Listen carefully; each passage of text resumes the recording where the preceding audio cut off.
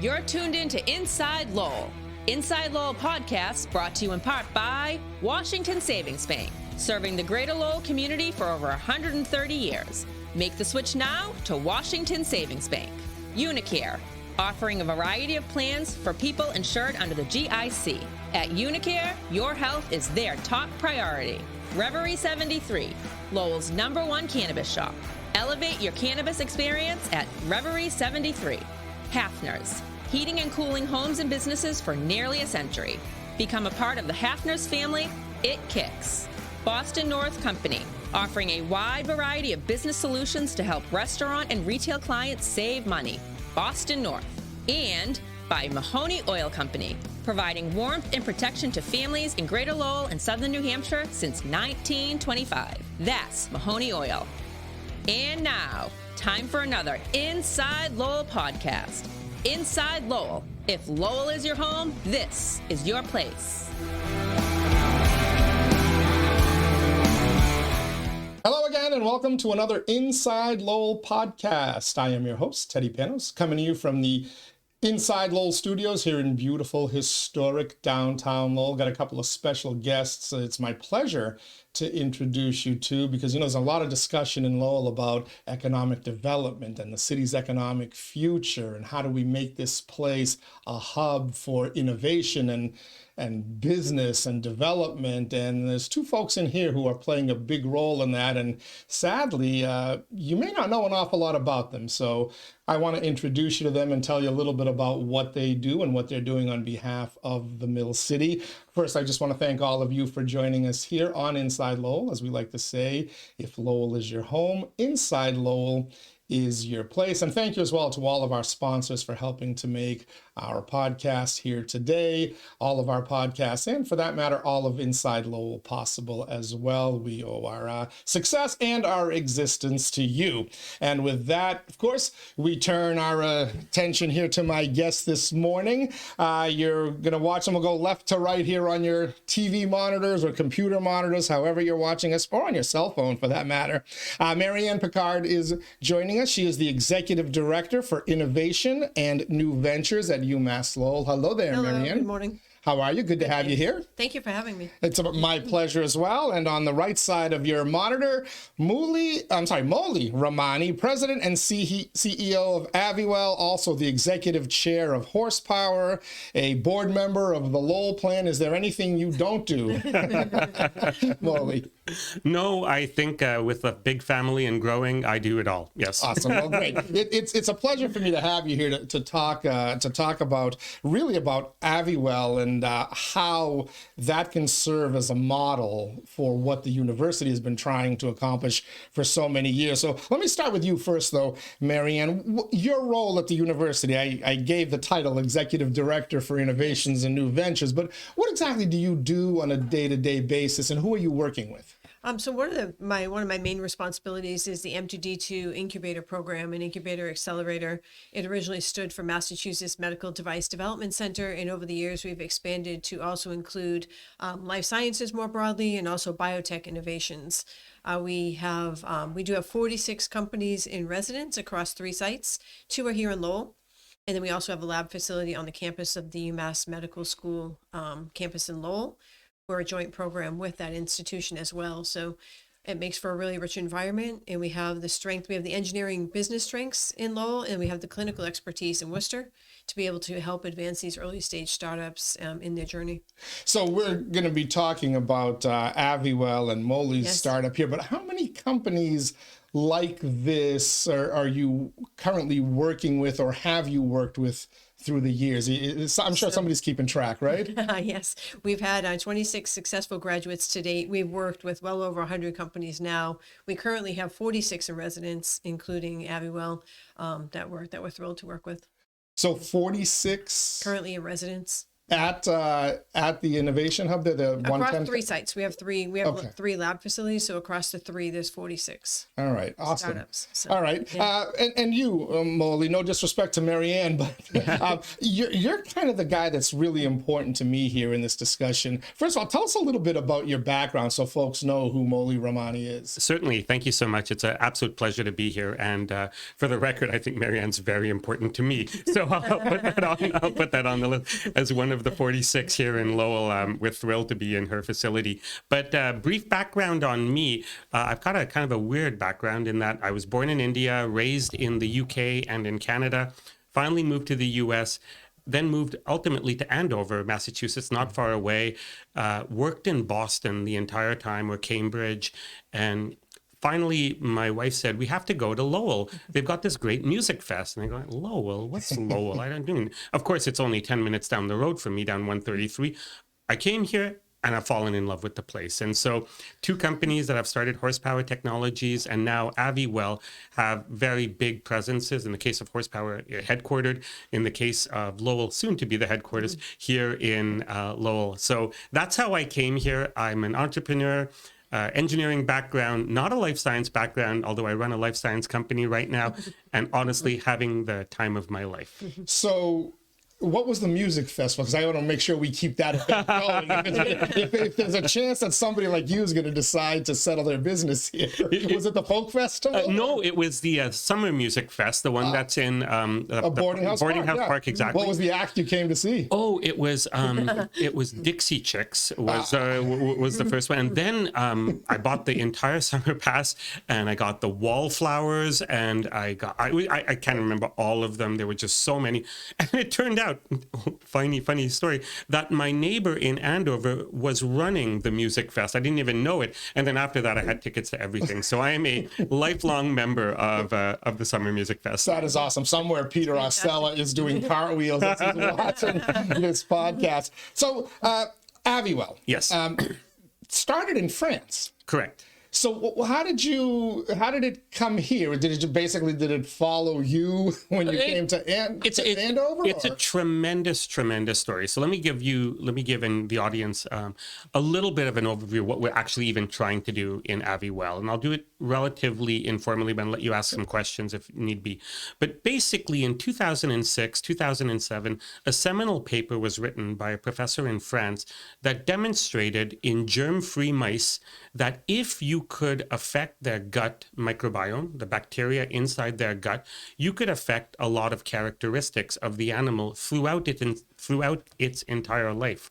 Effectively, in the experiment that he did, he was able to address type 2 diabetes and able to address muscle growth in the mouse over its entire life solely by intervening in the gut microbiome, meaning not genetic changes, not dietary changes, not environmental changes. And this research ultimately was a big factor in the probiotics revolution we're seeing right now. The fact that you might go to your CVS or your Walgreens and buy probiotics off is largely linked to this research that was done in 2006.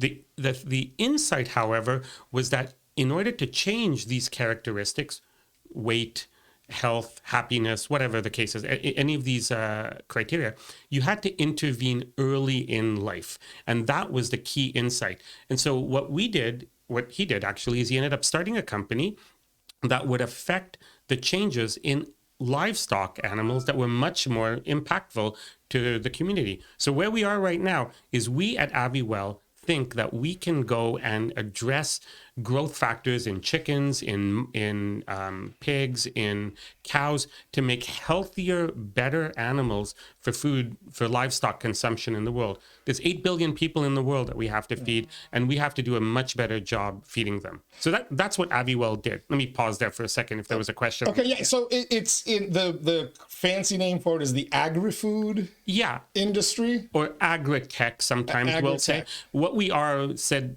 the opposite way is that we're a biotech startup that is looking at bacteria consortia, all natural, all, not dangerous at all, no genetic modification, but natural bacteria that we can feed animals in order for them to grow better. So we're a biotech startup that bases all of our insight on artificial intelligence and machine learning, because it's those types of data sets that we need in order to identify these bacteria. Okay, I want to try to get a little bit more into it because you're starting to speak a language now that I definitely don't speak, and I wonder how many of the folks viewing this speak. But what attracted you to the Mill City? And it's a great story, but I doubt the Dixie Chicks would make you make such a huge decision, because we're talking, and we're going to talk a little bit about this, we're talking about multi-million-dollar investments that have been made in your company. And we're talking about a $6.5 trillion industry worldwide. So besides the Dixie Chicks and that great boarding house park venue, why did you think, okay, I'm going to locate my company here in Lowell. I'm going to set up corporate offices are here. Yeah, right? Exactly. It's a fantastic question, and a big answer to that question is this person sitting immediately to my right, right? MaryAnn's organization, Steve Teller's organization, the university have been incredible partners in this activity as well too. I don't know how many of your viewers or listeners have had a chance to come and see the facilities at M2D2 that MaryAnn and her team have put together, but it is remarkable. It is fantastic. To do the type of things that we would be doing at a technical level, were we to do them in Boston, would cost us 3-4 times the price. San Francisco, probably the same kind of thing. Yet we have access to those resources right here in Lowell, thanks to the University of Massachusetts Lowell. Doesn't hurt that I only have to drive 15 minutes to get here. I will say that fully. But that is a big part. I'm not going to spend 45 minutes driving into Boston or Cambridge into labs that are equally good, but not nearly as user-friendly and doesn't have the customer service that we get at M2D2 that we get up here. So the first part of the answer to your question is we have the facilities here. We take a lot of, we take advantage, or we avail ourselves of the services is a better way to say it, such as the gene sequencing work that's done at UMass Lowell. We do a lot of the AI ML work here. They have freezers that they have made available to us. All of this makes Lowell a candidate for us to be here. Now, we have a big team in France. That's where the team is. A lot of our team is. We have labs there as well, too.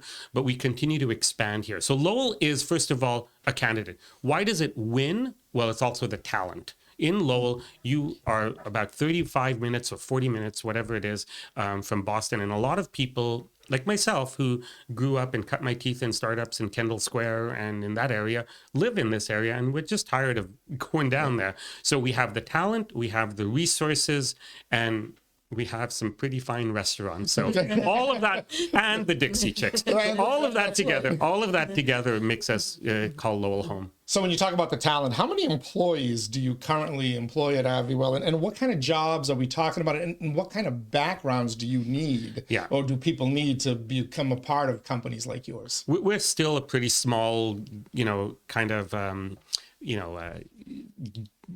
having shaven, kind of rough and tumble kind of company, third string quarterback kind of company. We're trying to figure it all out kind of thing. But we're about 18 people in Aviwell.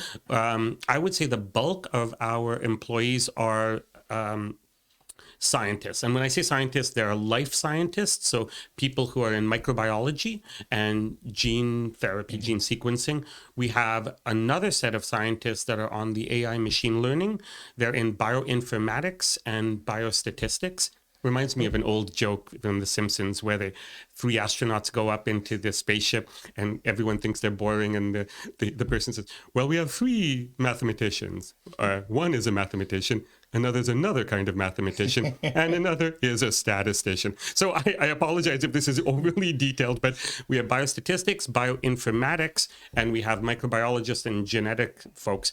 And then we have the business folks as well, too. So that's kind of the groupings that we have as the company. How important is the student force at the university, and how active are they? Do they get to kind of learn along the way, and is their ability to be a part of what you do an important part of it? Well, let me defer a little bit to MaryAnn about the programs in terms of the internships. So all of our companies employ at least 2 of our students per year. And these are private employers. They've already stood up a startup company, and there's a really strong program run by the Mass Life Sciences Center that provides the funding for 2 startups per year. So they hire them like a regular employee, then every May they get reimbursed. So we're able to go to the departments and get the best and the brightest students. and they have turned out to be either part-time employees, full-time employees of these companies. So they have the experiential learning is there, and then they actually have a real job opportunity that follows. So for you, MaryAnn, we've been hearing forever about the university's growth and how that is vital to the economic rebirth Absolutely. of the city of Lowell. And I'm an impatient person, right? I'm Greek, sorry. I was raised that way. But, but fed very well over your exactly. That's what you can tell by my stomach here. But, we've been hearing this over the last 15 years. I know Chancellor Meehan, when he, now President Meehan, but when he came, that he really started to focus on this. The process seems slow, but then I hear about companies like Mouli's, and you tell me that you're currently working with 46, and there's probably others that have gone through the pipeline.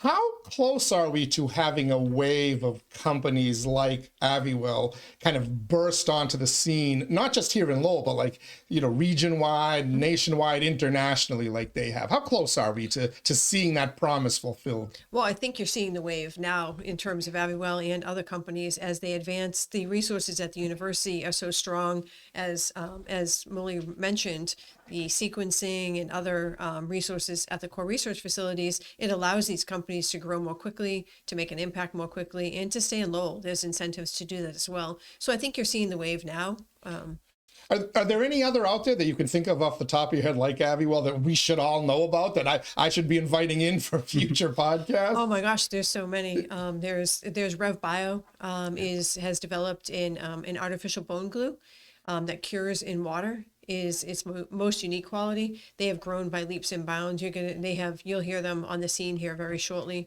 There's a lot of press already. There's Versatope Therapeutics developing a novel universal vaccine candidate. So those are a couple that come immediately to mind, but there's many, many more that have made great strides and will continue to do so. What can the university do? And I'm going to ask this of both of you. What can the university do? But also, what can the city of Lowell do as an economic development component to make it easier for companies like yours to come here, to locate here, and to thrive here? Yeah, those are great questions. I'm fortunate that we developed a bit of a friendship with the city manager, Tom Golden. And even before he was city manager, when he was a state rep, we had this conversation. And I think that, especially in the role that he has right now, he's pushing it forward. And the work that Danielle McFadden and the team is doing at the Chamber of Commerce are great too. What does a business need to succeed here and to grow here, right? They need capital. They need access to resources, and they need an environment of public-private partnership that allows them to grow, whether that's to get a building, whether that's to get a permit, et cetera, et cetera. And in our case, if we grow the way we expect to grow, we want to build a facility, and we're going to need BSL2. That's all technical stuff that we know that we're going to have comfortable conversations with. So that's what the city can do, and I think it's moving down. The state, the Commonwealth, and Mass Development have TIFs and TDI grants, and there's a lot of good things that are happening, and I think we're starting to see the fruition of it. Moving to the university, I think, to pivot on the question you had asked before, we are not technically a UML graduate. We're a UML spin-in, if you will. Like we use the resources here because we occupy here. But we call them blow-ins. Your company is a blow-in to the area, just so you know. We're very affectionate towards people who aren't born and raised in Lowell. I'll stick with spin-in. But no, all kidding aside, there are a lot of great technologies at the university that haven't been exposed to the ability to get capital. And so I did want to throw in a little plug for something that the university is hosting on December 4th at the iHub, right at 110 Canal Street, is an opportunity to look at 6 or 7 new technologies that are coming out of a very powerful grant. They've gotten $10 million through a grant called the Heroes Grant. And we're going to see those technologies, and we're trying to find entrepreneurs and individuals to be part of that, to bring this forward. So both the university, and especially under Chancellor Chen, and the city under Town Manager Golden, I think really are prioritizing economic development, and I couldn't be happier to be small part of that. And I just want to point out, I talked about you being a board member at the Lowell Plan, but before we turned the microphones and cameras on, we talked about the LEADS program. Yeah. You've put your money where your mouth is. You've fully immersed yourself in the community, and you are working with people like Danielle and others to develop the next generation of you, basically, right? And it's all due to my wife, who actually brought me to that concert the first time, and I love Lowell. You don't strike me like a Dixie Chicks fan. So thank you to the wife. MaryAnn, what is there more that the university is planning on doing or have you already kind of laid all the groundwork for being able to attract companies like Aviwell and entrepreneurs like Well, we have Mouli? certainly laid the groundwork, but there's always more work to do in terms of attracting large companies. As you're aware of the East Campus expansion project, to bring some larger partners who not only will want to work with the university to conduct research, but are also interested in innovation and can take advantage of our programs to seek new innovations. And I would be remiss if I didn't mention Allison Lammy's program as well, which is very attractive to keeping startups in Lowell, and her and her team do a phenomenal job with that. So how would you describe the relationship currently with the city? I know that Mouli had some kind words for the city manager. Do you find them doing the things necessary to be a partner and develop these, public-private partnerships that you hear so many entrepreneurs talk about? Oh, absolutely. I mean, we're always happy to discuss other ways to do it, but what they're doing is very strong, and they're great partners, and really great to work with. Mm-hmm. So both of you said the word bio in some before bio as a lead into some other term. You said it almost as much as the words and the. I keep hearing that biotechnologies are the future of really not just the United States, but the world. How close is Lowell to being at the fore of that? We talked again before we went on, Mouli, about the Industrial Revolution and how Lowell was a leader. We talked about how we came so close in the 80s with Wang to being the Silicon Valley. Like how vital is this bio term and all the different fields that spin off from it to positioning Lowell for a leadership position again in the future versus we're just going to ride along and see what we can get to leave Cambridge or Boston or wherever? The university has many strengths. Bio is certainly one of them, and there's very strong talent. Whether it be biotech, biomanufacturing, biomedical engineering, all of those things are very strong at the university. It's really getting the word out more because the talent exists. There's biomanufacturing. So it already exists here. The hub already exists. The talent is already here. I think it's just really getting behind it and just letting the world know even more. Mouli? Yeah, if I'm going to predict the future, and it's always a dangerous thing to do, the two fields that are going to dominate the next several decades are artificial intelligence and our ability to use computers to solve problems that we just don't have the capacity to do otherwise. Call that artificial intelligence or machine learning or large language models. That's a huge part. The other part of it is bio-blank, and that's synthetic biology, which is biomanufacturing, that's biomedical engineering, that's biotech, and the ability to bring the power of the former and apply it to do the problems in the latter is going to separate this. And about a year ago, I think it is, President Biden signed the Biomanufacturing Act, Executive Order XYZ, I can't remember the number, and he's putting aside billions of dollars to ensure that we are building that in the United States. And I'd love to see it here in Lowell because Boston is, a hub. We're not that far away. It would be one thing to build it in Columbus, Ohio, or no offense to any city that's out there, but we have a real opportunity to make Lowell a center with the university, with MaryAnn's team.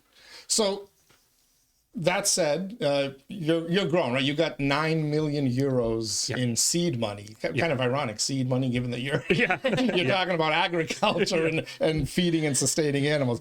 You got this at a time when that kind of investment was really kind of disappearing, right, in Europe. How did you pull that off? A lot of meetings, a lot of gumption, a lot of. In all seriousness, it's a difficult time to raise capital for lots of reasons. We're not immune to the economic forces around the world. But if you can show a value proposition, and if you can demonstrate a team, and you can show markets and some proof of concepts, then you should be able to do it. 9 million is the first step towards what we want to do. Our goal is to work with the city and the Commonwealth and our investors to grow here in Lowell. We're going to need a lot more, but that is the plan. We've been able to do it because you have something of value. Awesome. You took me to my final question, because it sounds like with that kind of seed money coming in and kind of your vision for the future, that you're going to grow, you're going to expand. Yeah. Are the plans to do that here in Lowell, and is Lowell set up? Well, does it have enough room for you to expand? Does it have all the infrastructure you need to expand? The goal is to absolutely do it in Lowell. Let me answer that part of the question. I love this city, and I just have fallen in love with it. I was explaining it to one time someone, how do you describe Lowell? I said we're like the tough kid that, didn't get all the breaks, but somehow came out on top. And, and that's what I love. I love this town. So we're a town of Mickey Wards. Yeah. So yes, it'll absolutely be in Lowell. Do we have what we need? That's a different question. I think the growth in East Campus, I think the Innovation District growth, those are the things we need. We need continued work with the city and the university, which we're getting. But that's the plan. We're not going anywhere. I'll be at a lot more music fests in the future, I hope. Okay, good. So that's a lot of pressure on the city and the university. Is the university prepared for this? And how much does it help having a chancellor now, Julie Chen, that all these fancy bio terms that we talked about, this was really kind of her field, right? Yeah, absolutely. Yeah, they're definitely prepared. The plans are great, and just looking to attract even more innovation, more industry partners. Yeah, it's a great plan, great path. Awesome. Love it. MaryAnn Picard, Executive Director for Innovation and New Ventures at UMass Lowell. Mouli Ramani, President, CEO of Aviwell, huge Dixie Chicks fan. We got to bring you back because we got to talk about horsepower. We didn't even talk about horsepower, your other venture. And then we could talk about all the other companies and startups. You've been with Fortune 500 companies and whatnot. So you got to come back, okay? I will definitely come back. Thank you so much. Thank you both for being here. Again, thanks for having me. Really appreciate it. And please keep let us know what we need to do to keep you growing here in Lowell and to bring more folks like you in Lowell. I said to him before you arrived, if we get 100 people like him in Lowell, we'd never have to worry about economic development. Oh my gosh, Exactly. so true. Awesome. Yeah. Thank you. Thank you so much. Again. Thank you to our guests. Thanks all of you as well for joining us here. I hope you learned a little something, and I hope you kind of saw where we are in terms of that partnership between the university and the city and how it can make our city of Lowell here all that we want it to be and all that we think it can be. So thanks so much for joining us. Till next time, everybody stay safe out there.